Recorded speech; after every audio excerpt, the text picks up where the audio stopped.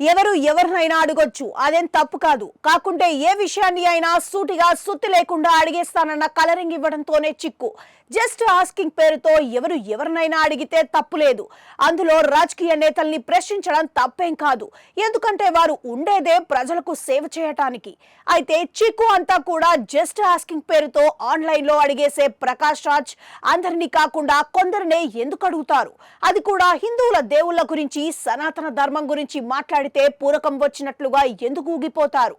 వ్యంగ్యంగా వ్యాఖ్యలు చేస్తూ విషయాల్ని ఎందుకు వక్రీకరిస్తారు?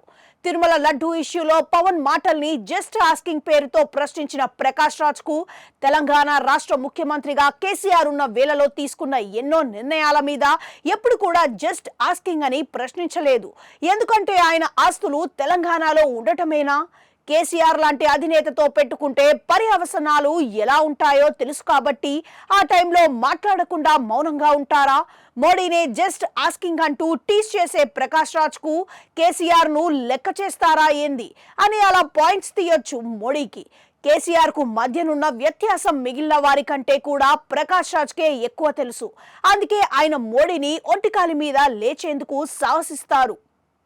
కానీ కేసీఆర్ మీద మాట అనేందుకు ఇష్టపడరు. అయినా ఇప్పుడు అధికారంలో లేని కేసీఆర్ ను ఆడిపోసుకుంటున్నారు ఎందుకు అని మరో ప్రశ్నను పంచ్ రూపంలో వేయొచ్చు.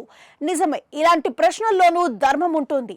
కాకుంటే ప్రకాష్ రాజ్ లాంటి జస్ట్ ఆస్కింగ్ వారి పరిధి ఎంత పరిమితంగా ఉంటుందో చెప్పేందుకు ఉదాహరణ అవసరం కదా. అందుకే కేసీఆర్ ను ప్రస్తావించాల్సి వచ్చింది.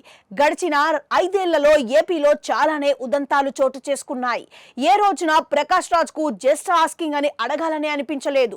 రథాన్ని తగలబెట్టేసిన ఉదంతంలోనూ, శ్రీరాముడి తల నరికేసిన ఉదంతంలోనూ, 219 దేవాలయాల్ని ధ్వంసం చేసిన ఇష్యూలోనూ జస్ట్ ఆస్కింగ్ అన్నది ప్రకాష్ రాజ్ లాంటి వారికి గుర్తురాదు.